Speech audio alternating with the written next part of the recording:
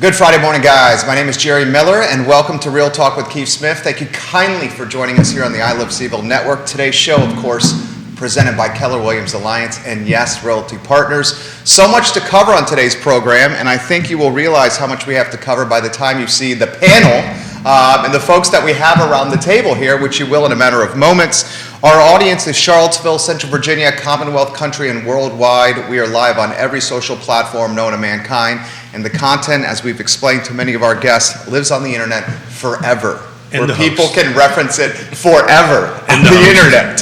If you, the viewer and listener, would like to jump in with some questions or help steer the ship, you're happy to do that. You can certainly do that by leaving your thoughts in the comments section.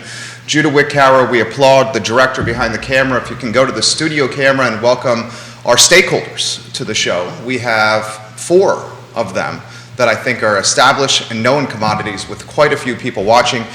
Christine Jacobs is the executive director of the Thomas Jefferson Planning District Commission. She's over here. Keith Smith, our brother from another mother. Neil Williamson, the king of content, the president of the Free Enterprise Forum. And Ned Gallaway, looking quite dapper over here. Do we have a moniker for him? I don't He think is we the board supervisor for Gallaway? For Ned Gallaway? We have to have some sort of... Cool guy, Yeah, all around A+ dude. okay. We'll have to think of one through. A guy like having on the show. We'll have to think about something Yeah. during the show. Connects with Albemarle Countyans quite well. How's that? You like all those? Oh, I like all this. Yeah, he likes all those. That's I know not what that. I was thinking, but that's okay. We'll catch up on that later. Why don't we do this? We'll get Christine to the mix. Introduce yourself to everybody that's watching the program. Christine Jacobs, Executive Director, Thomas Jefferson Planning District Commission. I've been with the agency just over 4 years. Keith Smith, you know her quite well. Yeah, she keeps on hitting me underneath the table. Behave, behave, You're behave. sharing a mic. Yeah, we're sharing a mic, which is not going to end well. Oh, how long have we known each other? 5 years? Has it been 5 years? 5 years, yeah.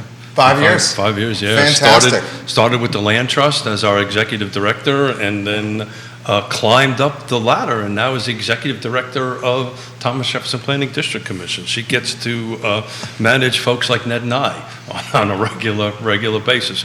But you're sitting to my left today for a specific reason. You want to make some sort of announcement, and this is a great opportunity to do that. So I'm gonna. I like announcements. This is difficult for me, but I'm going to slide the microphone over to you. Thank you, Keith. First of all, it's a pleasure to be here. Thank you for having me on the show. The Thomas Jefferson Planning District Commission has been working on a regional transit vision plan. It was funded by the Department of Rail and Public Transportation with local matches from Albemarle County, thank you, and the city of Charlottesville to look at a vision for transit in the region, to look at expanding transit options, making it more regular, more reliable, more frequent.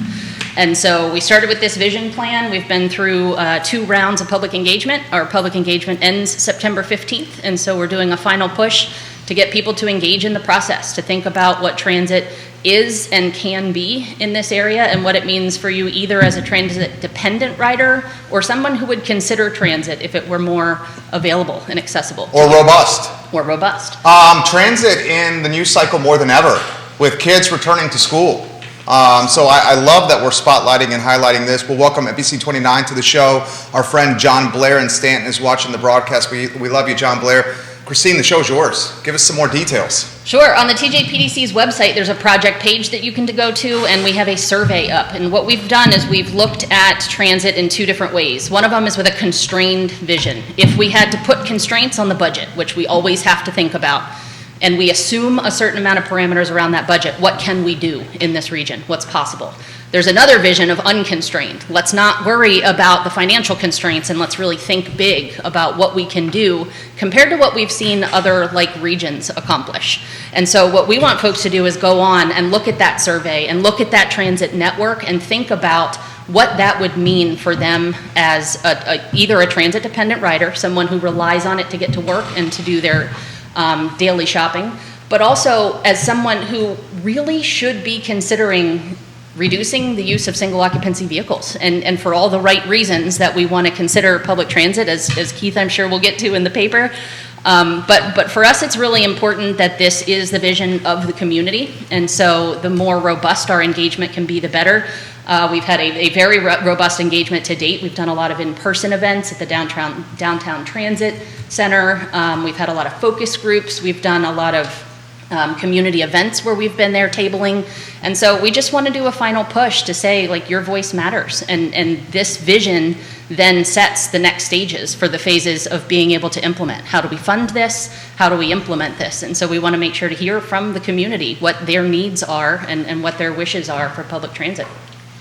So I've got an actual newspaper in my hand. Thank you, Daily Progress. Did not realize it's $1.50. It's $1.50, wow. $1.50. I went to the actual, like, machine that you pull it out of the thing, and I only had $1 in my pocket, so. Does it take dollars? Do the newspaper boxes take dollars I now? have 4 quarters in my truck because who carries cash anymore? And the good news was, much like how I got out of the parking garage, I kind of finagled my way into a newspaper on that because I was short 50 cents. But if you read the Daily I Progress, kind of want to know that story. How did you get the newspaper out of the box with 4 quarters It's funny. when you needed 6? Mine's actually delivered to my house. I pay someone to do that. really. So you see that whole point pay? It's a subscription. No, I went into Food Lion and I said, hey, yeah. Finagled my way, and they said, take a newspaper, go. I said, I'm doing the show. I got Christine Jacobs on, Ned Gallaway, and then this guy Neil. And they just gave you a paper. I'm just glad this They wasn't. gave me a paper. I'm glad this How didn't involve a badly did they want screwdriver out? wrangling open the. They wanted out. Yeah, I literally, that's what happened. Maybe that's what it was, Neil. Do we need this guy to go away, take a newspaper? But there's 2 projects. One is a proposed project, which is great to hear that they're proposing a project of east-westbound, Charlottesville, Richmond, Charlottesville, the beach, which is great. And then it looks like there's a great article written in the Daily Progress about Virginia expands its route and sees more riders. And those who watch and listen to the show know that Yonna and I use that to go up north all the time. We love it. Yeah, the reality is this proposed project has been 40 years in the making and probably won't get off the ground. Well, rails don't get off the ground for another 40 years. Well, the tagline, sir, is proposed project totally on the rails, which I thought was rather clever. Let's get Ned Gallaway in the mix here. Anywhere you want to go on this topic now? Well, I would say that, that they're trying to collect public comment or public engagement for transit, that I think the trick or what I would encourage are folks that don't see themselves as current transit riders in the urban ring because they're not on a bus line and they can't conceive of how a fixed route would work for them, that they still should have a voice to say, okay, here's how transit would work in a community like mine. And I always use Woodbrook as the example. Woodbrook's out, right off of 29. It's one way in, one way out of that neighborhood. If you want to go to Kroger, which is a quarter of a mile, it's across 29. You can't walk because you'd be taking your life into your hands to get across the road. Playing Frogger. So you have to get in your car to drive across Rio to go to Kroger and some of those shops. Same if any of the other places in that piece. The bus line is down at the Fashion Square Mall, so you're not going to walk down there to get on the bus to go to Walmart or something like that. So the micro-transit program that's going to be a pilot could work for a neighborhood like that where the micro-transit bus comes in, picks up several people in Woodbrook, takes them to Kroger, takes them to Target, takes them to, down to anywhere else along 29 in that transit area. And now people might start thinking, I don't need to do my car to go do quick 4 or 5 different stops in a half-mile radius. And if they're not thinking in those terms, they're not going to give the public engagement, and you need to hear from folks that go, okay, even though I don't live on a transit line, here's how it would work for me in my neighborhood, and we need to hear from them, because the only way to expand and get to those creative type of services is to hear that, yeah, if this was available, I'd use it. So Christine, this is a real estate show, right? So let's try to connect what you're trying to do with the transit to, say, housing affordability or the real estate market. How does that connection happen? Yeah, I don't think there's any question that the provision of public transit related to affordable housing especially is one and the same issue, right? We can't expect to increase density and not have those folks that are living in more dense communities have access to walkable, transit-friendly communities, right? But that goes beyond the affordable housing community. Like this is housing for everybody, and really providing alternatives to everybody getting in an individual car to commute or to do their errands. There are very efficient, cost-efficient, but also time-efficient ways to do that with mass transit, where we don't all have to be jumping in our cars. It saves on money, it protects the environment. I mean, there's numerous ways. I think related to housing, I don't know that you can disconnect the two of those conversations. So on Wednesday, Jerry and I were talking, and Neil was kicking in on a piece of property just closed on the IGA property on Cherry Avenue. Kim's Market, yep. Kim's Market, thank you. So I think in order for this to work, and this might get tied into something that Neil wants to jump in on, is back on the zoning side, we really need to reduce these parking requirements. So the city of Charlottesville right now has like 1.5 parking spaces per unit. So if we have a more robust transit system, it kind of connects into, let's walk back some of the parking requirements. Well, I would agree, but one of the other parts of transit, microtransit being exclusive, but my vision of transit has always been a dumbbell. You have a place where a lot of people are and a place where a lot of people want to go. And so transit is that connector that provides that. If we have increased density, my daughter lives in Boston, and she was telling me that yesterday and the day before, the toughest days in Boston, every apartment in Boston turns over on the 31st of August. Every apartment, that's when the lease goes. So it's an insane day for traffic. The buses have issues. Even their T-line, I actually have a Charlie card in my wallet so that I can jump off the airplane and jump on the tram and get out to her place, which was at the end of the line. That's where real estate comes in. Her house she purchased at the end of the transit line because her husband has to go to the hospital center on the transit line, and she has to go to some small educational place called MIT, which is just off the transit line, and she can take her bus. I don't know. It's over my pay grade. She's a very smart Williamson, his daughter. One thing we talked about was it Ted Reek of Jaunt? Yeah. Was the unification of transit under one potential brand. We have all these splintered brands all over Central Virginia. Why don't we have, and maybe this is a question for you, if you could educate us, why isn't there just a Central Virginia transportation system that creates economies of scale and vertical integration with Jaunt and CAT and all these other brands that are out there? Thoughts? Excellent question. Feels a little bit like a softball. So as a part of the regional vision plan, our next venture is into a governance study. And we want to look at the governance of the existing agencies and the funding coming in and the funding going out. And we want to think about what governance structure would need to be in place in order to implement what comes out of the vision. And so that's not only what types of funding are we going to need to bring in from either the state or federal level, but it is also how are we going to allocate those funds and how are we going to get to a point where we can do consolidation, more collaboration, more shared use of existing resources and capital, things like that. So this is a multi-phase project. I think before we can jump into what is it going to cost and where are the bus lines going to stop, we need to get into what does the community need, and what is going to serve people's needs. And speaking of governance, 2 terms on the board? In the second term. In the second term here. I mean, what do you make of this? The unification of all these maybe Well, I splinter remember brands? running for the first term, even though I was not opposed, there was a candidate forum, and I remember both myself and Supervisor McKeel involved in that, calling for the need of and our support for a regional transit authority. And that would be 6 years ago? That was 6 years ago. Which we So do have one. the regional transit partnership was kind of the first step towards getting at that conversation, and I think the study gets us closer to that conversation. It's just a matter of who knows what the time frame will be by the time something like that comes to fruition. But it does seem to be something it looks like we're pointing towards or in the direction of moving to. And there is legislation that exists in the state of Virginia to authorize a regional transit authority in this area. There was no funding attached to that. And so that's where it fell a little bit short in order to be able to then implement. The part of the governance study is to look at that legislation. It was passed in 2009, so it needs a deep dive to see if there are changes that need to happen. And then looking at, okay, if we were to go with an authority, what would that look like? There's several different models of what transit authorities and transportation authorities look like, and we would have to really analyze what does this region need.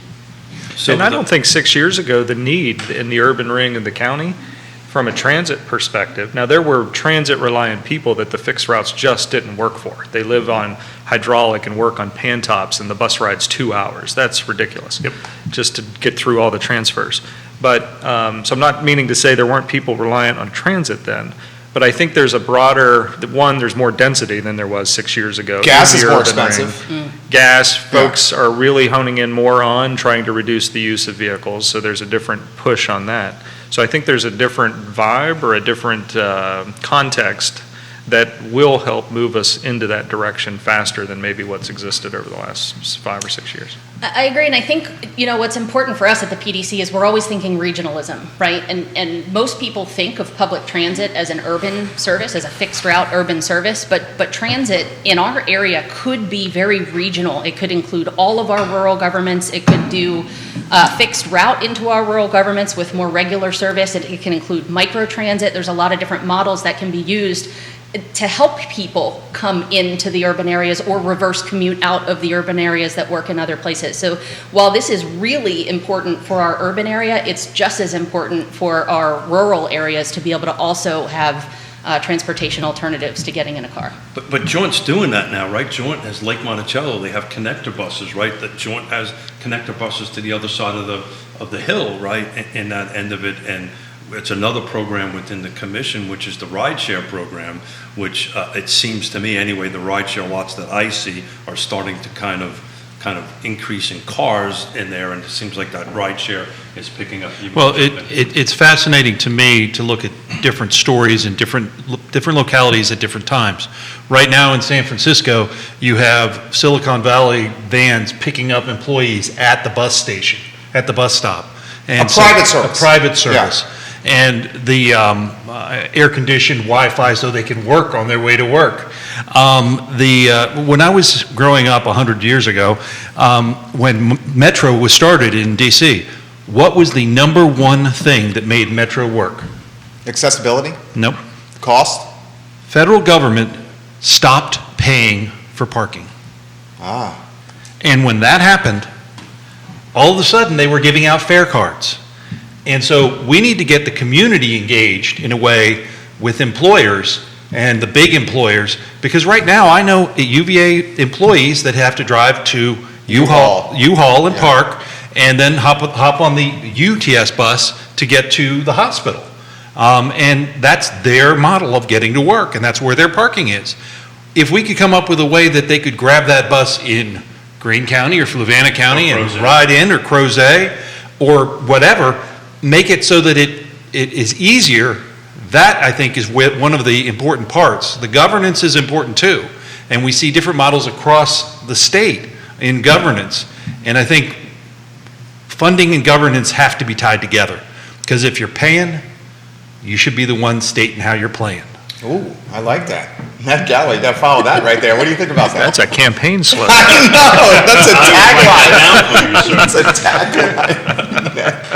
But we have a kind of one big elephant in the room, which is UVA, right? And is UVA engaged in this process? Yes. Engaged in the good. I'm glad to Yes, hear that. UTS has been a willing and very, they've contributed a lot actually to the network design and looking at their existing routes and CATs and jaunts, and trying to think of, let's take all of that aside and say what makes sense. And perhaps there are routes that UTS is running that make more sense as a public transit option to allow them to do more on grounds and within the student and employee community, rather than commuting people in and out. So they've been a very willing partner. We've been very pleased. So I promised Christine that I would keep her here for only 10 minutes. That was about 5 or 8 minutes ago. Well, I got a couple questions. We have questions for her. I was just about to say, do we have anything on the feed? How many transportation brands are there? You have 3 media outlets locally watching you here. How many transportation brands out there in the Central Virginia community? Right now? Yeah. CAT, UTS, and jaunt are our 3 main providers. Those 3 right there. And then you've got Charlottesville Public Schools utilizing CAT for students. That's more in the news than ever before with the bus driver shortage. This question's come in: how is the University of Virginia, besides what you just described, at the table talking transportation, and for I'll include this, flexing their muscles, because as he says, they're the gorilla here in Central Virginia. I can't speak to how they're going to flex their muscle, but I can say that they are at the table. They are one of the key stakeholders, as are the local jurisdictions, as are the transit providers, as are the community members, to make sure that what comes out of this, it meets the needs of not just one of those sectors, but all of them. So UVA is engaged. Yeah, so then I can speak a little bit to this, the Regional Housing Partnership, and now the Transit Partnership has UVA at the table. Mm-hmm. that has not always been the case, and that is kind of a recent, last few years. So that's great to have UVA. Well, at the table. in having them and all the parties at the transit partnership, they're already starting to build relationships. Think about the other systems. If I'm the university and I just have to conceive of a transit operation for my little area, well, then why would I think of everything else? So when you start going to a regional transit partnership meeting, then that's where the ideas and connections of how these other things work. So that's why I believe there won't be any fear of losing turf or power by going towards a regional transit authority, or at least that's my hope. And I would throw out that there's one more transit brand out there. The County of Albemarle operates a fleet of buses. The public. Transportation is now a very sexy topic. I mean, when you think about it, it shows how far we have come when it comes to transportation. Philip Dow says this: I just retired and I live in the wonderful town of Scottsville. My office was on Water Street. I depend on the rideshare programs. They were great. They saved me a ton of money on gas. Kevin Yancey's watching in Waynesboro. Albemarle County and Charlottesville need to seriously explore different ways to get beyond the Rivanna River. There are smaller secondary roads that address this somewhat, but mass avenues for the public to get past the two choke points in the county leading into the city are critically important. That's a good comment right there. You want to touch on any of this stuff, Keith Smith, or go anywhere you want to go? Yeah, so 100% right. It's just, I think to Ned's point, everybody, or maybe it was Neil that mentioned it, everybody's kind of been in their sandbox for a real long time. So this may sound like baby steps, but we're actually moving forward. When you have this partnership and you have the people at the table, I mean, a prime example of that is, UVA is in earnest working on its 1,500 affordable housing units or a housing affordability program, which is going to have to include transit, right? Because they're going to be putting rental units on Fifeville and over on 10th and, help me out, Page. 10th and Page? Yeah, it's right there at the 10th and 8th. 8th, great. 10th and 8th, thank you, Neil.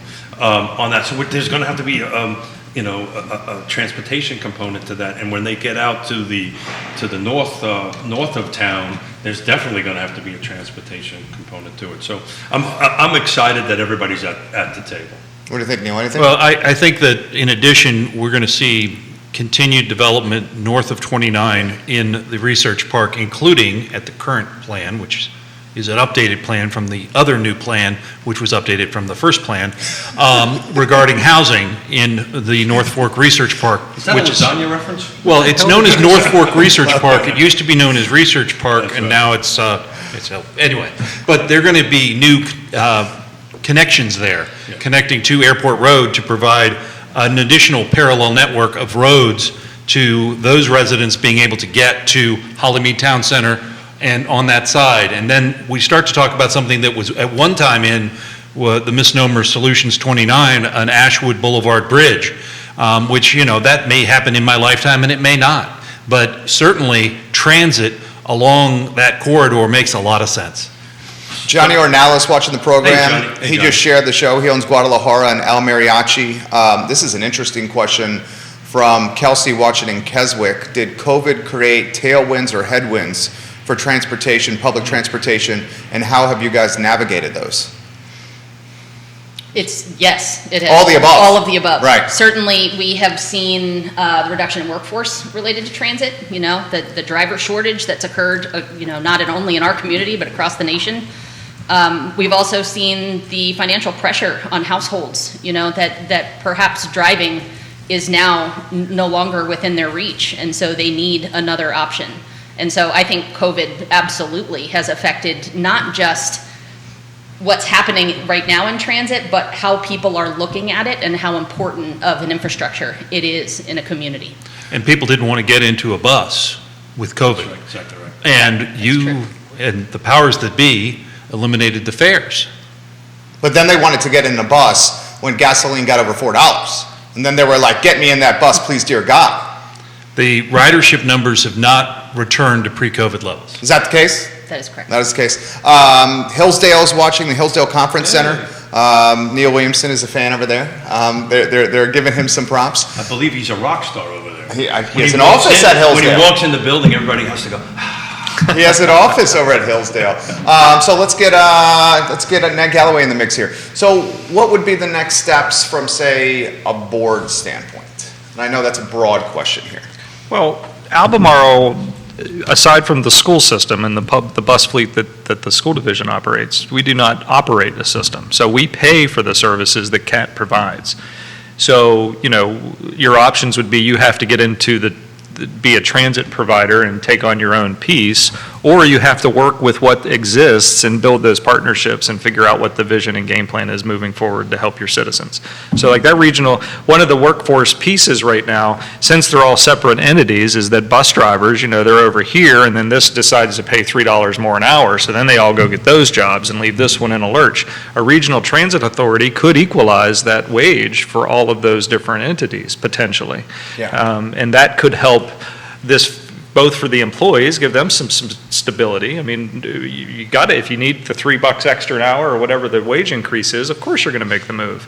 But then that means that you have a gap in service somewhere else. So, I think from what our board looks at, you've got different, even with the 6 supervisors, you have different priorities because of the majority of what you represent. Supervisor McKeel and myself are very concerned about the urban ring, and specifically how fixed route doesn't necessarily provide the level of service that we would need to make it useful for people or effective for people. And then you have folks like Supervisor Price who think of, well, how do you get Scottsville up to Charlottesville? And then Supervisor Malik's going to be talking about how do you get rural transit to work. So you've got these different conundrums, if you would, that we have to think about, well, what's the strategy going to be? And if we only have fixed route services that is typically designed for CAT, and Jaunt is kind of a very specific type of provider as well, then we have to just keep pushing to say, well, we need these other inventions, I guess, to get this done, and then obviously we'll have to back up that vision with some money and some votes to make it Back to happen. the survey, that's what the survey's about, right? What do you want, right? Right, that the survey is what the community wants, and hopefully we can start plugging it in. I'm going to pivot to green, right? We've been talking about this for quite some time. Green's booming. Green is booming. I can say that this time next year we're going to be saying green is probably top of the list of new construction units coming in. A substantial amount of them about ready to go into the ground. You're a green resident. From your perspective, how does that transit connection work for you? Well, the reality is Jaunt has acquired Greene County Transit. That was consummated about last June, I think. That transit service is a limited service. I believe that you're going to, part of the reason you're seeing a boom in green, and I know they're Affordability. both affordability and, as Supervisor Gallaway knows, it's a lack of diversity and density in Albemarle County, because that creates leapfrog development. And so folks still want to be close to work and they need a home. So where do they go? And that's why you see the leapfrog, and there are about 2,000 units approved just over the Albemarle County, Greene County line. And those will be coming online over the next 5 years. So to put that into perspective, that's a little less than 50% of what's in Lake Monticello right now. Lake Monticello is about 4,300 homes. So thank you for adding that number. I was hoping you did it instead of me.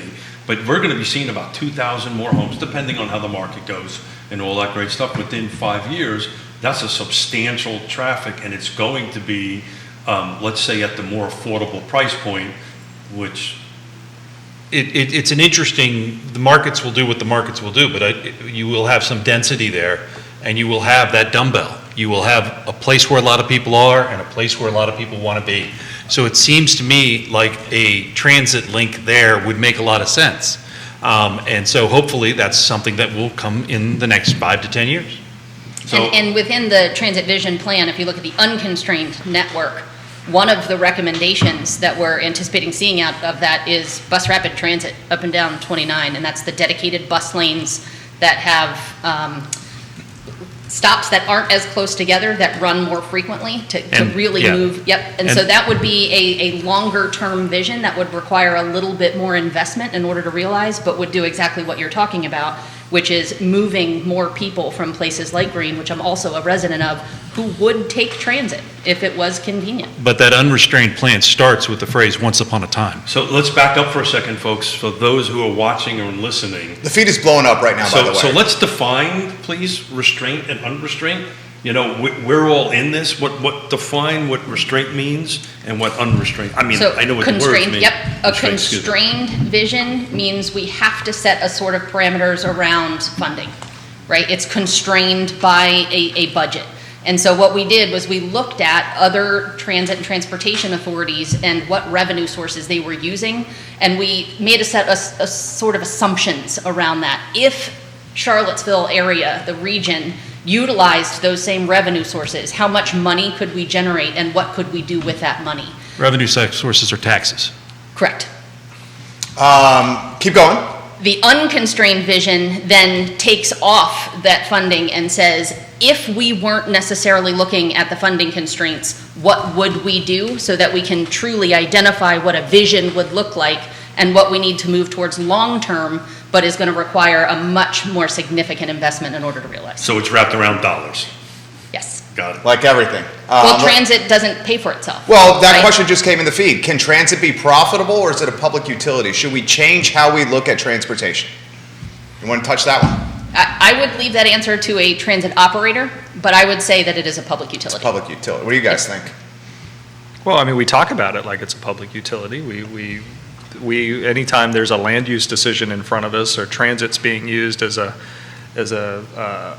Potential solution. or an a NIMBY. positive, a way to say that negative. you should do it, negative or positive, it's being used as a utility, so. This question's come in the mix here. Regional authority examples. Christine mentioned regional authorities earlier in the show. Can she give some examples that are being considered? For local? Around the country. Around the Well, Commonwealth. within Virginia, the Richmond area has the CVTA, Central Virginia Transit Authority. Down in the southeast, there is a transportation authority. CVTA is Central Virginia Transportation Authority, not just focused on transit. There's also one in Northern Virginia. So there's several within the state. That's the granddaddy. It's 40, no, it's probably 60 years old now. WAMTA. WMATA. So with that, because it's constantly not surprising, it's just unbelievable how smart I can get this out, our viewers and listeners are, because I was writing a note down to ask that very question. Any examples that are similar in our size, right? Because, Northern Virginia is huge, right? Richmond's bigger than And it's Northern Virginia, DC, it's multiple states. It's huge, a lot of tax dollars. Richmond's huge, a lot of tax dollars. We're like 300,000 plus or minus folks in our region. Is there any authority that's about that size? Part of the scope of work of the governance study is to look at peer examples. And so it's to identify other authorities that exist in communities of our size that also have a university. There you go. And so that's a part of the next phase of the study. Yeah, the one that comes to mind would be, I just lost it. Clemson is almost the same size, same kind of a structure on that. So we're going to look outside of the state, right? Okay, great. We do know some people with some Clemson connections, Yeah, if I remember yeah. right. I almost said the name, but then I realized that I should back off a little bit. Laquan says this, to Ms. Jacobs' comments of what we want from transportation, we want more routes that are on time that we can rely upon to get to and from work and our families. So I respect that comment. I appreciate Laquan chiming in. To Ned Gallaway's point, Louisa County school bus drivers, their school system is completely full with bus drivers because they offered more money than Albemarle County and Charlottesville City public schools, and the cost of living is lower. So why wouldn't you take that job if you're a school bus driver? Where Albemarle County school system and Charlottesville are struggling to find bus drivers. Johnny Ordnales says transit in the outer Albemarle area could be easier if each community would provide shuttle buses that would be provided like Old Trail, where they take people to and from the bus stops. Perhaps that's an HOA addition with the neighborhoods. That segues me into asking what's the role of the developer with a regional transit authority as the developer is bringing neighborhoods or plans to market. Who wants to touch that topic right there? Neil, why don't you touch that Well, one? I think it's important to recognize that transit is a community need. And adding 40 homes doesn't create a need for transit. The need exists. And anything that's being required of anyone developing their land needs to be appropriately petitioned for the direct impact of those homes. And that's really getting at it. We were talking about, does transit pay for itself? Roads don't pay for themselves either. No. And it's important to recognize that. I think that there have been a number of developments recently that have put forth plans that include building out curb cuts to allow for transit pull-offs, and transit shelters. There's something that I think... What's a transit shelter? Like a bus stop with a roof? Yeah, 6 years ago, I think I heard a young Ned Gallaway talk about folks standing on Rio Road next to a sign that has no shoulder for the bus stop. Yeah. And I don't think it's improved. Same way. Yeah, well said. And young Ned Gallaway might be sitting next to me right now. I mean, look at this man. Younger. He's looking younger. He's found the fountain of youth over here. So I want to throw a question to Johnny. Sure. Everybody was talking. So Johnny, awesome business owner. So if there was some... El Mariachi in Guadalajara, oh my goodness. If there was a program where the businesses can contribute somehow into it, so in other words, so his employees can get to and from, is there a way to bring in the private sector a little bit into this conversation? And I'm just curious from Johnny's perspective. Because the thinking is the F&B businesses are struggling to find staff. Are they struggling to find staff because the staff can't afford to live in Charlottesville and Albemarle County? And why would they want to drive 45 minutes to the restaurant to work $15 an hour when it's going to cost $30 round trip or $20 round trip to drive to work? That's what you're saying. Yeah, that. That's exactly what he said. Exactly what I'm saying. Right. So that's a great question. Johnny Ornalis, would that be a co-op? Is that a co-op? I don't know what it is. I just was wondering, as a business owner, can I contribute in some way to help my employees get there, other than paying fares, because we know it requires a little bit more. It was just a little spitball idea. I was just curious what he thought about it. What's your take on that, J.O.? How about this question from Grayson? Can we get away from gas-powered buses, please? Does anyone want to touch on that one? I mean, that's a topic that's being discussed now. I believe Lloyd Snook mentioned on this talk show about a month ago that they're dabbling in. Neil, maybe you can jump in and offer some perspective here with some non-gas powered buses. They're looking, I believe, in a hybrid situation in the short term, as opposed to like the Tesla version of a bus right now. Right, it's fascinating, the funding for the infrastructure of vehicles is so bureaucratic. It is involved in federal funding, and in order to be innovative, it's incredibly difficult. But CAT is looking at innovative fueling options. The thing is, you have to test it, and you have to make certain you can get the parts for those buses. Because if the bus breaks down and you can't get the part, you don't have a bus. And all of a sudden, the money you spend on it is worthless. And you have to have mechanics that can work on them. Right. It's a huge game of Jenga as we move into this brave new world. I like it. There's a game we can play live. Jenga's awesome. This question's come in. Why not make it private? Private businesses are more nimble. They have to innovate. They have to pivot. Why not make transportation private? Who wants to touch on that? It's a simple answer. It won't make money.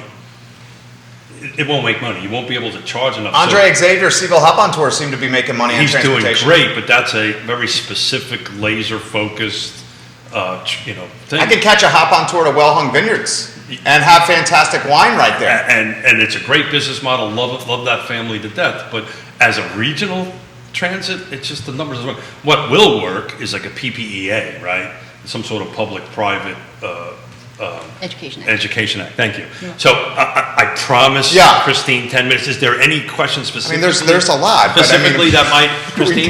We'll talk about it after. Transportation. I think we need to get this back on Real Talk here. I know because people are hurting. The dollar's not going as far anymore. Without a doubt. But.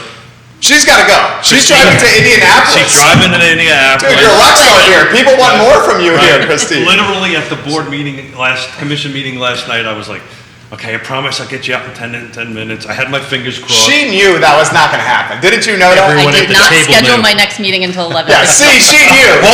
Hold it. You said 11:15? I got to run. She's got to go. Thank you. You were awesome. I appreciate you guys letting me be here. Absolutely awesome. Thank you for joining us. Judah, we'll go to the studio camera. Keith will slide over. You can slide that chair over there. Keith Smith. Neil Williamson, jump in here on any of these topics, my friend. Well, the idea of privatization is interesting. When you get to major employers, that's what you're seeing. For years, we saw it with State Farm. The buses, their vans would run, they'd go into gated communities and pick people up. Willow Tree was But doing that's that not as well. privatization of a regional. No, it's privately provided transportation. Okay, I heard privatization. No, privately provided transportation, not public, because they have people that they need to get to work. Well, a perfect example would be this. If you're struggling to fill jobs at a company and you offer transportation to and from work, that just saved the team member of that company a considerable amount of money, so they may be more likely to take that job at that company. Right. That's what you're alluding to. Yes, and that also requires, generally speaking, some density, because you need to have enough workers in that one place to make it cost justified for the company to move forward with that. But we are seeing that happen throughout the country for larger employers. Smaller employers can't afford to do that. Right. Keith Smith, my friend, what's on the brain over there? Yeah, we what's can, on we the can brain? pivot if you'd like.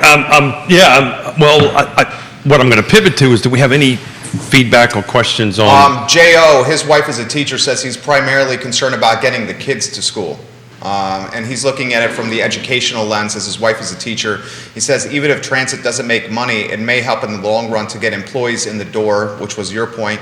And multiple people are saying State Farm had vans that traveled into every surrounding county daily to help employees get to and from work. Now, State Farm's balance sheet and its cash position is very different than, say, the I Love CVille Network.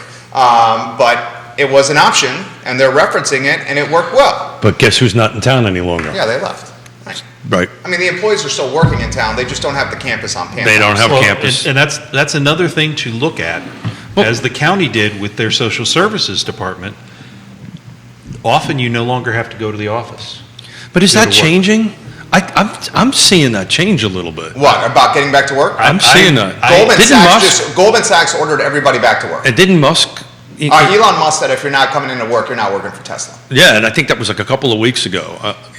I mean, as the labor market becomes more challenging and the employer starts getting some leverage, I think you're going to start seeing some behinds back in seats. Yeah, I didn't see what the report came in It was this a good morning. number. Was it That's a why good the number? market's responding There you favorably. go. I'd love to get this man's perspective in the mix. Ned Gallaway.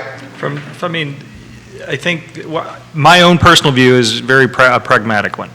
You know, the type of work that we found that we were able to continue to do, giving folks the option to work from home, actually created better productivity and more efficiency for us. We talked about that at the commission last night. And if that's the case, then why wouldn't you want that? You're not going to do something to prevent that from happening. And if the employees feel that that's a higher quality of life for them, because then they don't have to travel, et cetera, and are still able to get the work done, well, then that's a win on both sides for each party. So, I mean, I appreciate that our county executive, you know, we obviously did a lot of things during the pandemic that were just about, okay, this is where what exists, and we have to survive and get through this and still be able to provide services. But now that we're coming back out of it, it's, well, how does this improve the organization, and what can we learn from it? It's no different than electeds last night when we were talking about, you know, virtual meetings and how virtual participation actually makes it easier to be involved in public service. But there's FOIA concerns and state things that limit that. So at some point, I think the conversations change to, well, what are we trying to do? What's the best? You know, best way to approach it, deliver those services in an efficient way. And if that means work from home, then we work from home. And we've developed a policy. I do have to, not that I would ever contradict you, Ned, but I do have to admit, yesterday was the first time we had an in-person prior to COVID, so it's two and a half years. And sitting there and watching the body language, particularly when we do a roundtable discussion like we're doing right now, body language kind of tells a lot. No doubt. And you don't get that in a Zoom. So I think there was a lot of crosstalk on that, which you don't usually get on it. So, you know, occasionally on the Zooms, though, for instance, Charlottesville City Council, you may see Cena McGill's cat jump on the Zoom call, which I think that's pretty cool from time to time. I love seeing Cena's cat. I love seeing Cena's cat on the Zoom. But does that really move the agenda forward? Well, no, it's amusing. It humanizes the Yeah, sure. You have very few, you know, when we've been in election mode, we talk about, well, why are we running in unopposed races? And we often talk about the time it takes to do the service.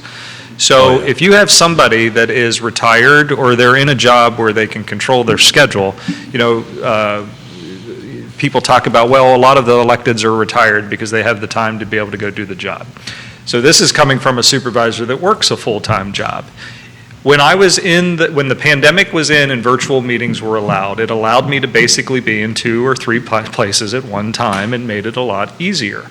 If that existed, that ability to be involved existed, you would have more people who are probably working, who Diverse. have children. Yeah. You would have a different segment all across, so we could throw out all the descriptors, Yeah. probably involved, because they're like, all right, at 7 o'clock, Supervisor Barlow from Louisa said I have to drive.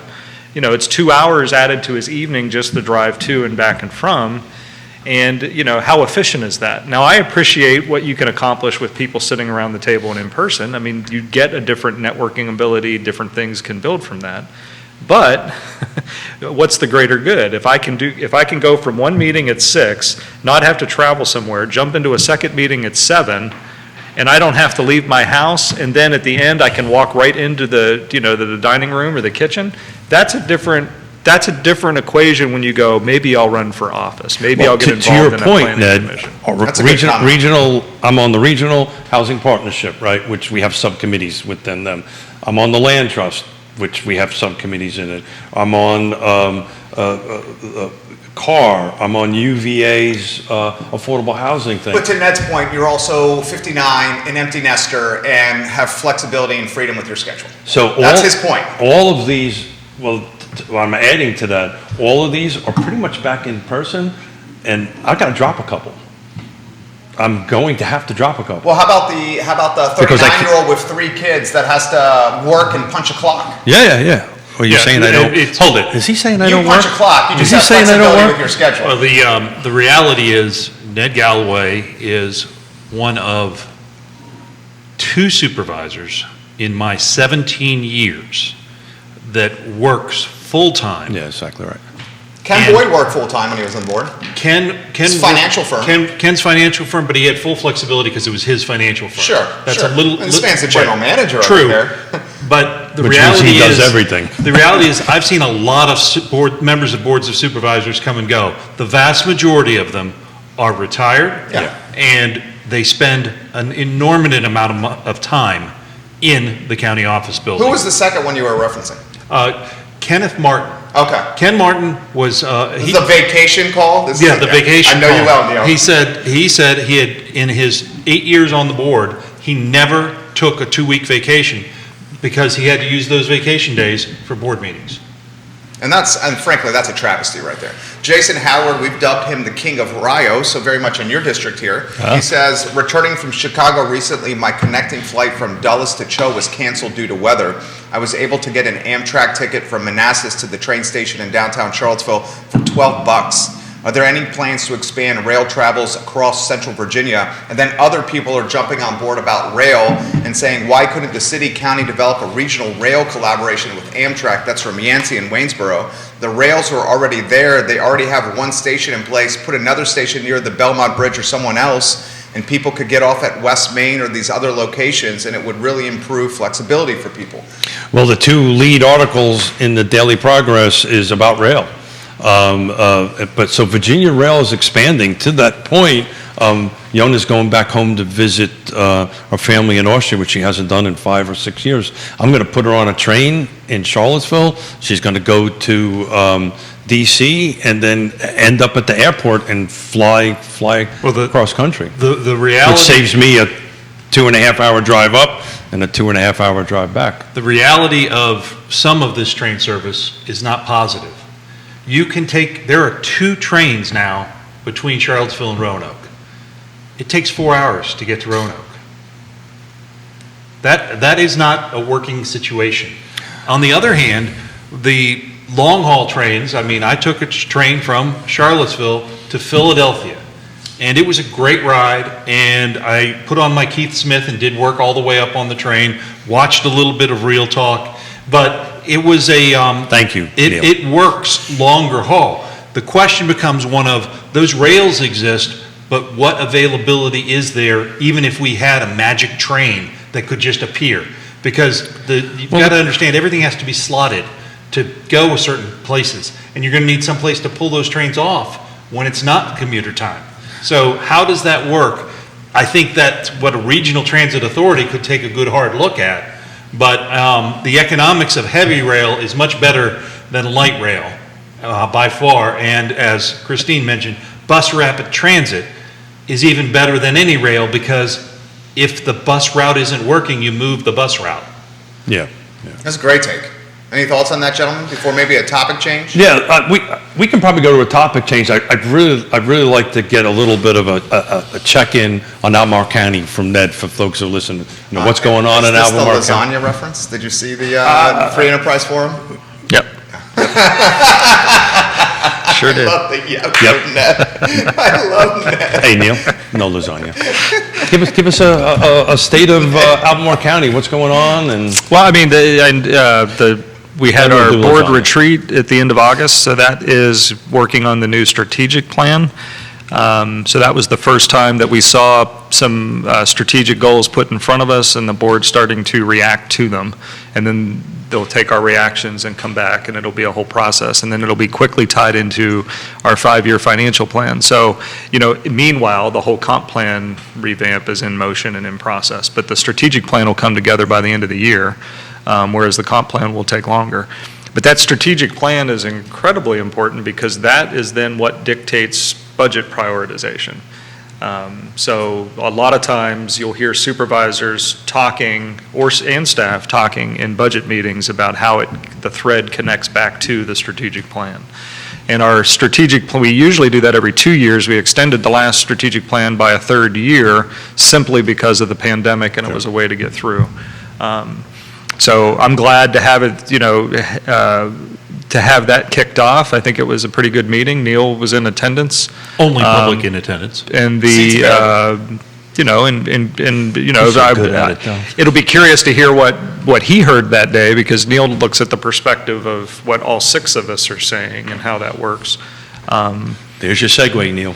Well, I will say that, first and foremost, Albemarle County should know that their government is run in a very effective manner.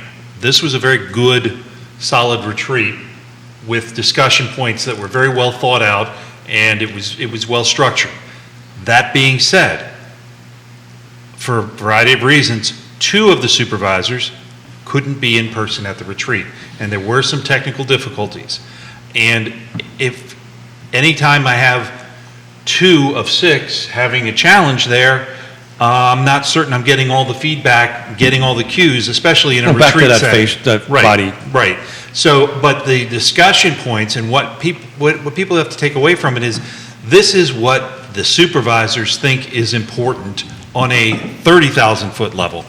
And there are really talented Albemarle County employees that, as additional responsibilities in their jobs, help drive the strategic plan process. And what I mean by that is, they put decision points in place for the supervisors to take routes. They don't say what the routes are going to be.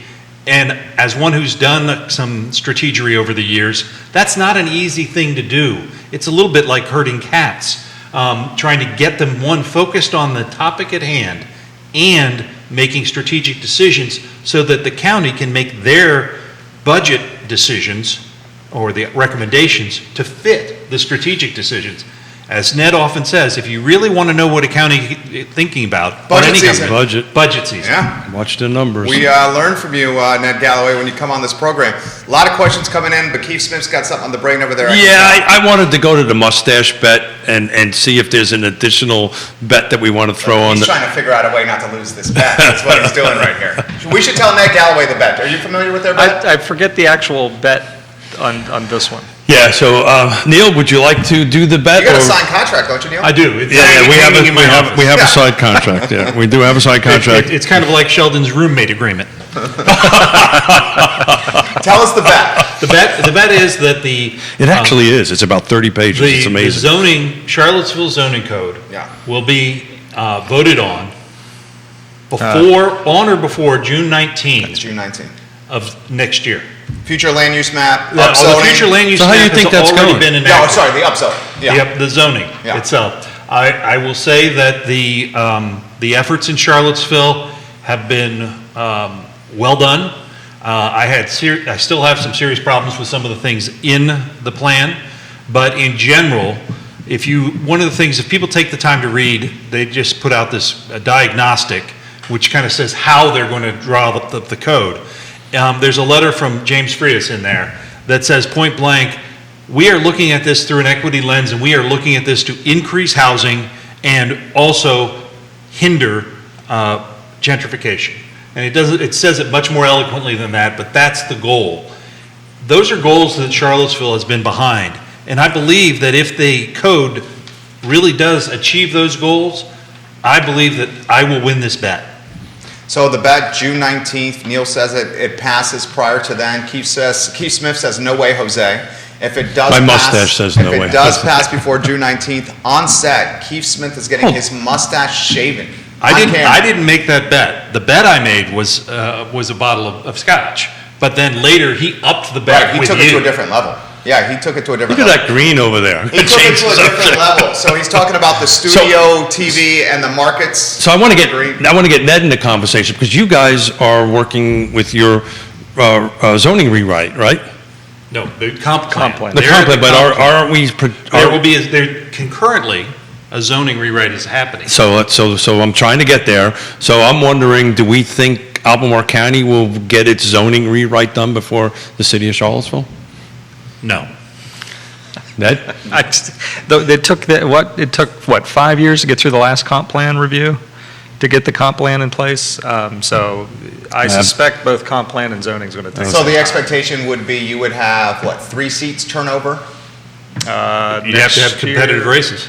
So you got what? Price, you got Supervisor Price, Supervisor, what are the other spots that are coming up? Lepisto Kirtley, yeah? And the. Well, Donna's And Mallett. Donna's Yeah. decided she's not running. She's not running for anything, Ann Malik. Yeah, so that's going to be a Whitehall. completely empty seat. So 3 new spots when that comes to reality, is that what we're talking? Perhaps. Now, the interesting thing that I was at a planning commission meeting a week ago, Tuesday, and in October of last year, the supervisors they've been kicking around fixing the zoning ordinance for a long time. And they said, do the zoning ordinance fixes in the comp plan at the same time. And we had 2 work sessions that really went poorly. And there were questions being raised about how do we change the zoning ordinance if we don't have the comp plan to direct us? In those 2, we're talking about the setbacks, and the second one was about rural area uses in the zoning code and making some things by right. So they've gone back to the drawing board, and now they're going to work on the table of contents during this time while the comp plan is being developed. That being said, this past Monday, I was at a meeting with a community meeting about the comp plan, and I had the opportunity, and I did this again in 2015, it's like deja vu all over again. My small group happened to include Tom Olivier, which is great, because we have very different views of the world. And he's a good guy, and I consider him a friend. But the group was discussing these big 30,000-foot 4 ideas, and what fits and what doesn't fit. And one under the housing made me crazy. The staff had presented what the group had come up with somewhere, that you increase diversity and you increase density, but not near any low-dense housing. And I said, well, where are you going to put it? Right. Because this was comp plan language that, well, we'll make everybody happy, which means we say nothing. And so our group and at least 2 other groups called that out as, hey, wait a minute, you got to make a decision on who you want to be as a community. That's what the comp plan does. It's visionary. Is a visionary. Yeah. And I will say, one of the best quotes from the retreat was a vision without action is a daydream.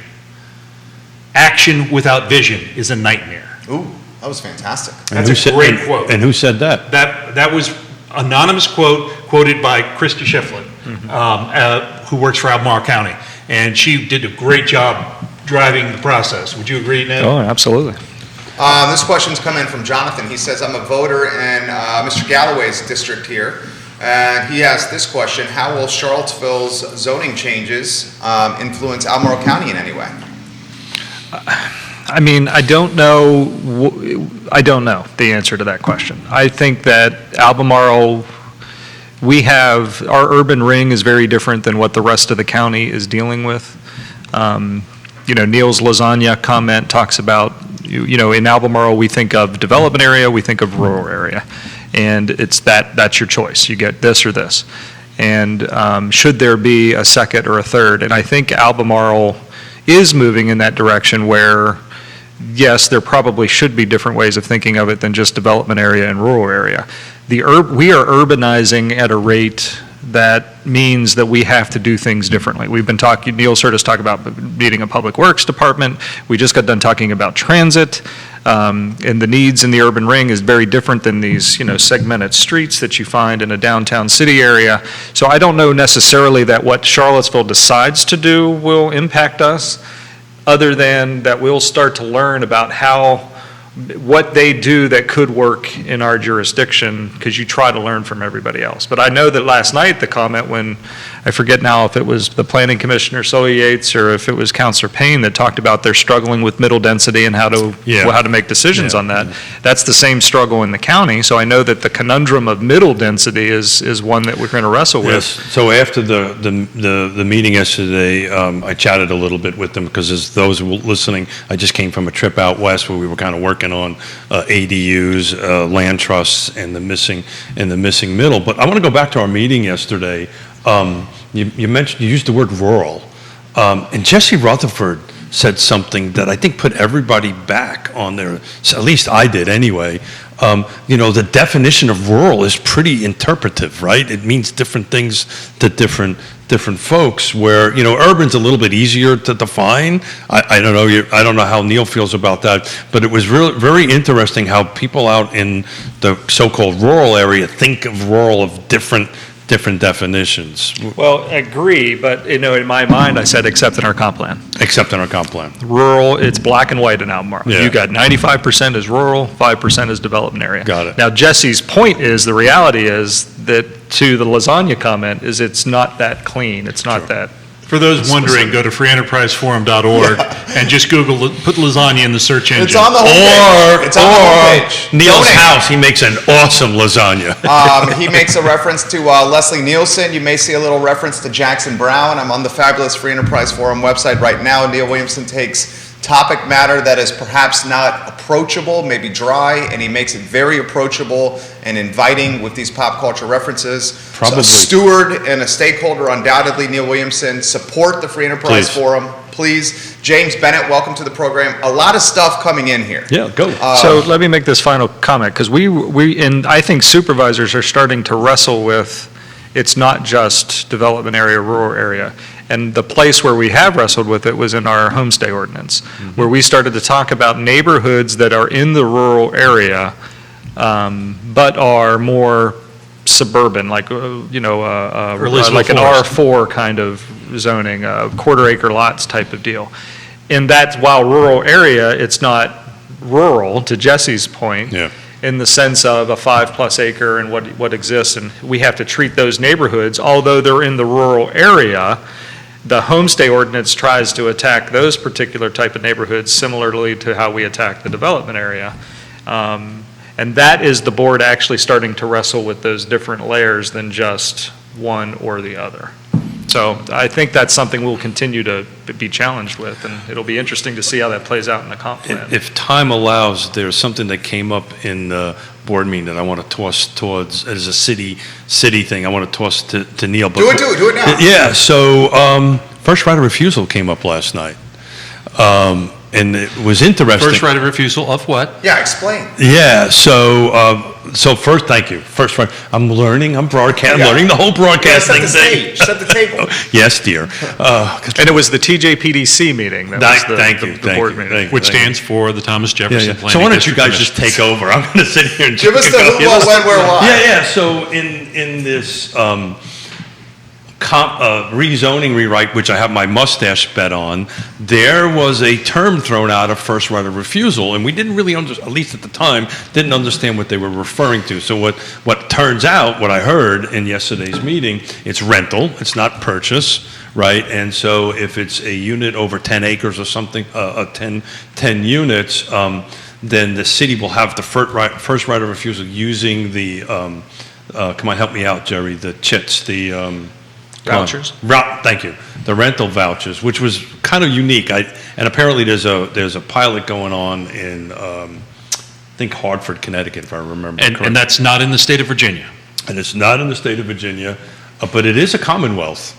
There's that, but It is a commonwealth. The reality is, and if you read the Free Enterprise Forum blog, The Good, the Bad, and the Ugly, the first right of refusal language that at? is the ugly of Yeah. that blog post. The idea that the city would have greater standing than anyone else in the marketplace to rent or purchase a property is fundamentally flawed.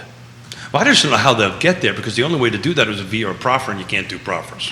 And it Right. would be a deed restriction, and you can't force a deed restriction on an owner. That's exactly right, because it's a property rights state. So it came up. I know you're a little passionate about it, so I thought I'd throw that just a little bit, throw that out there for your sense. But I was relieved it wasn't an owner-occupied scenario.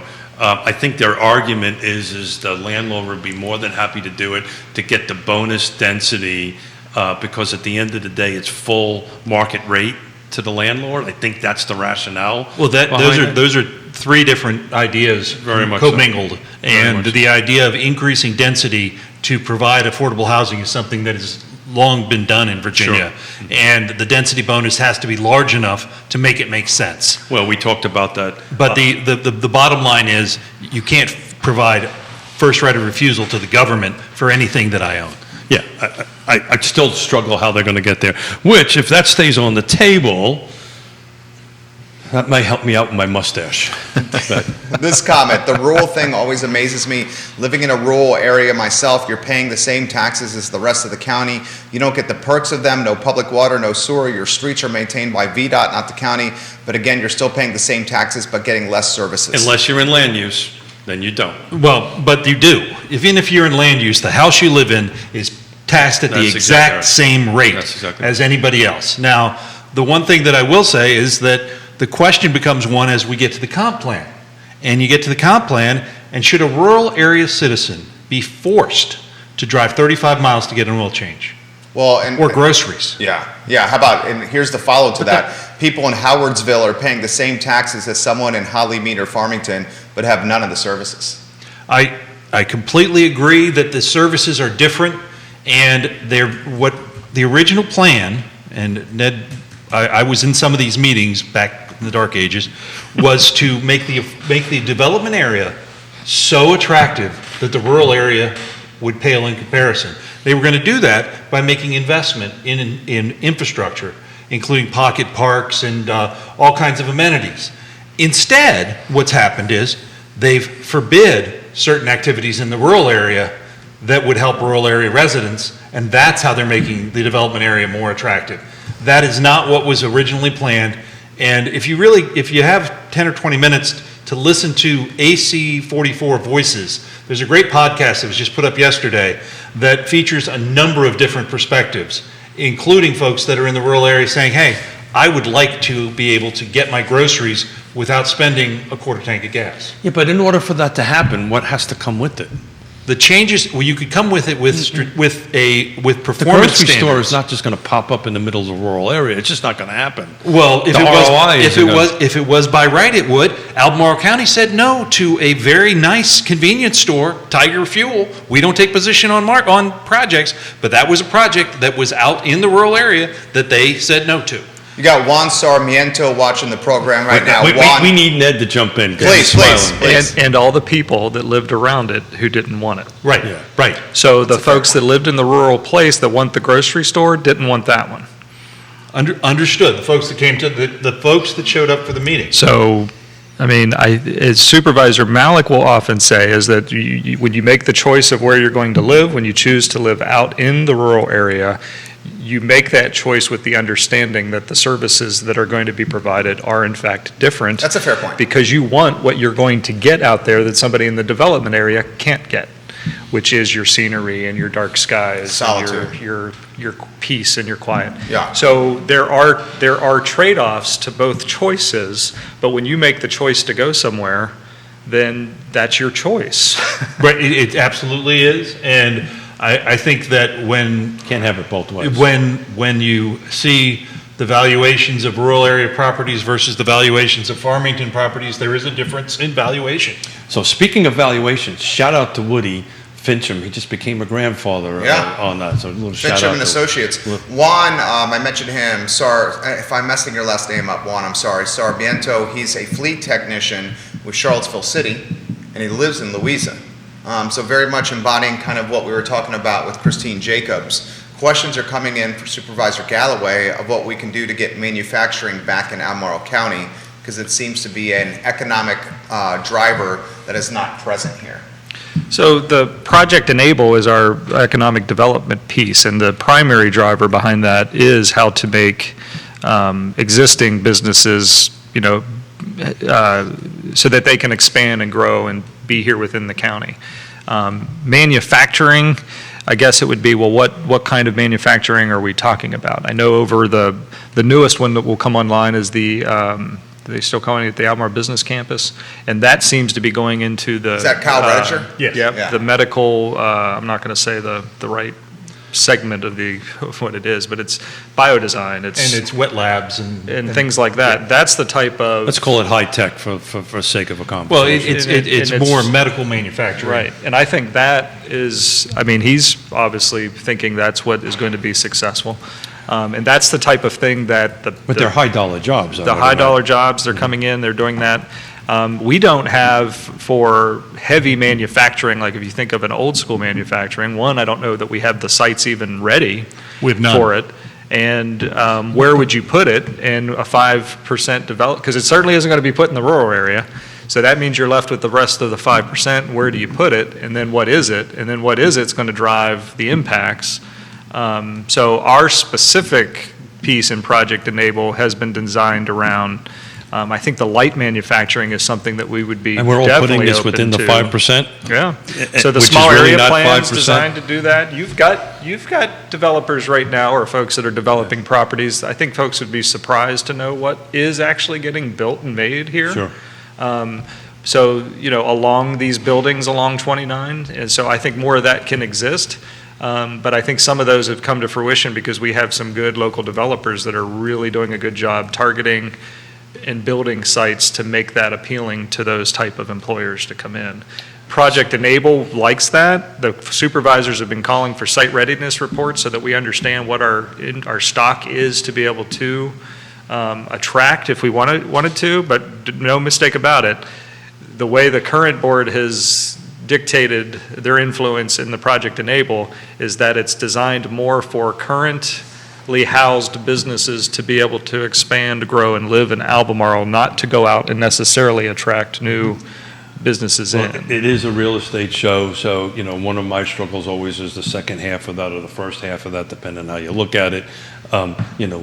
Where the work is going to live, where the housing going to be. I can speak to it from a Flavana Louisa perspective on that end of it, because I have clients that are trying to put in large manufacturing facilities, high-tech kind of thing, but they're not coming because there's no rooftops for them. Where are their workers? There's not enough employees, in our footprint, and then even if that's the case, where are they going to live? They're going to go to Greene County from that, so then they'll look at Greene County as a possibility because of these 2,000. Jerry's fingers are flying over there. They are. Do we have anything from Ned? Well, to keep going, I like Yeah. where we're going right here. Yeah. So that end of it, it's great to have this conversation about bringing in manufacturing and all this great stuff, but if they don't have the employee portion of it, But the focus that the current board has isn't going out looking for what we used to call back in the economic development dark days, the white whale. Yeah. They're talking to employers now that have growing concerns and saying, how can we help? How can we make this That's a better? huge pivot. It's a huge pivot. I will say that there wasn't an economic development department when I started with the Free Enterprise Forum 17 years ago. It didn't exist. So the the pivot and moving from white whales to building a sustainable environment for business growth is really very important to the sensibilities of this board. Every time you see somebody, I vividly remember the fight over Deschutes. And Deschutes went to Roanoke. Well, kind of. Deschutes are closed in Roanoke. Yes. Yeah, they closed their tap room. They closed their tap room. Yeah. The market changed. And they didn't. Category got saturated. They did not open a second East Coast brewing facility. Right. The headquarters on the East Coast never came to fruition. Never came to fruition. And it was going to happen by Virginia Eagle, 29 South. Right. It was, Yeah. and there are new plans for that land now, and that was an economic development challenge for Albemarle County, how to deal with that. Where would something like that fit? Does it fit? Instead, we have homegrown brews. I'm thinking of folks like Reason Beer. Rockfish. Yeah. Pro Renata. Yeah. All of these, that's where that market went. Economic development is a dynamic thing, and you need to have folks that are dynamic. And by the way, government doesn't work really well in dynamism. So what they need to do, in my opinion, and I've been saying this with regard to the comp plan, is proactively zone some land to be the zone that they would put that particular business in. We don't have any. There was a report that went out, looked at, it was called the Bowman Report. It's probably 5 years old now. Looked at, I think, 8 different sites, and each of them scored, you score on a score of 0 to 5, and 5 is pad ready, building ready. And 1 is zoning ready and ready to go. We scored 0 on all 8 parcels. So we'll give a shout out to Roger Johnson on the program here, Economic Development Director at Albemarle County. Roger, I enjoy interacting with you, sir. I think you're a good representation of the county. Keith, you want to jump in here? We got about 11:35 here on the clock. Oh, got it, buddy. I'm making notes because I've been wanting to do an ED, Economic Development Director Roundtable, like Fulvana, Louisa, Charlottesville, Albemarle. So I think that would be a great conversation to have, and we can start chatting about it from an economic development perspective. Before we're wrapping up, it's a little bit past our go time here. Tell us a little bit about CarLotz. How are we doing over there? Inventory's down, and used car inventory continues to be down, but that's what we're dealing with. But what is interesting, people trying to sell their cars seems to be increasing. So not just sell it via the consignment model, we're a way to get more than if you're trade or wholesale value. So you can do that, but people are offering cars. They're coming out to just sell them outright to So you have get out of service the car. capability. Can I just bring my vehicle into service? So we are a Virginia State Inspection Station. Mm-hmm. We are not, so you can't, when you are a state inspection, you have to be able to provide state inspection services. We are not generally open for just coming in and saying, hey, I need to get my brakes done. So we're primarily focused on reconditioning. Mm-hmm. But so we're not out there advertising as a service place. So for somebody to come in and ask to do a state inspection, while we could do that, isn't necessarily they're looking us up for that reason. So we'll see what happens in the future. But right now, yes, there's a service function over there. We have technicians and all of that, but it's primarily focused on reconditioning the vehicles that come in for us to consign and then make their way to the lot. And we recondition for other Virginia locations, not just Charlottesville. Really? So how do you see the business model going? Are you guys a little excited about the future? Or? I mean, a few weeks ago, CarLotz announced a merger with the online car company Shift. Right. San Francisco, right? They're San Francisco, West Coast based. They're not predominantly, they're 100% an online operation. So they have no bricks and mortar dealerships that you go to. Like us, they do reconditioning of cars, but they're not in these prime locations because there's no retail element to it. So will Shift be the brand on Pantops?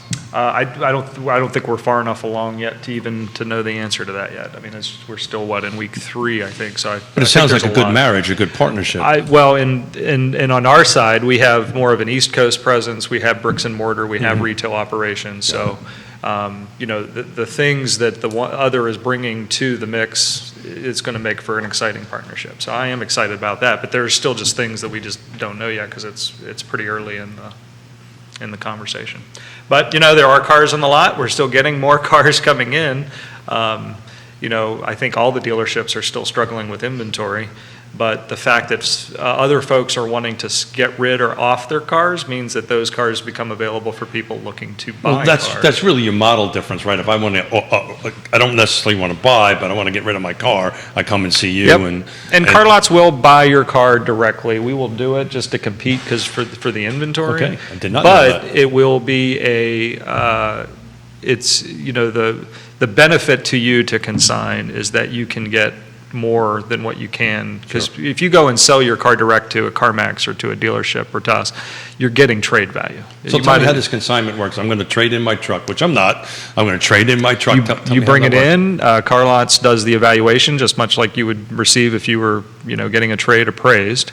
And then we determine what the average market value for your car is, and then we target about 5-10% below that. Sure. And you pay us a fee to then market and sell the car. You invest in it to the point where things are needed, so like an oil change, we do require those, and then Sure. it has to pass all safety inspections in our inspection process. And so if you needed brakes, you need to have that done. But then even after the fee and after some investment in the vehicle to get it lot ready, when it sells, typically, folks can make a couple $1,000 more than what they make on trade-in. So I do this, you You get give my me truck. your car, yep, you own the car, but you hand it over to us.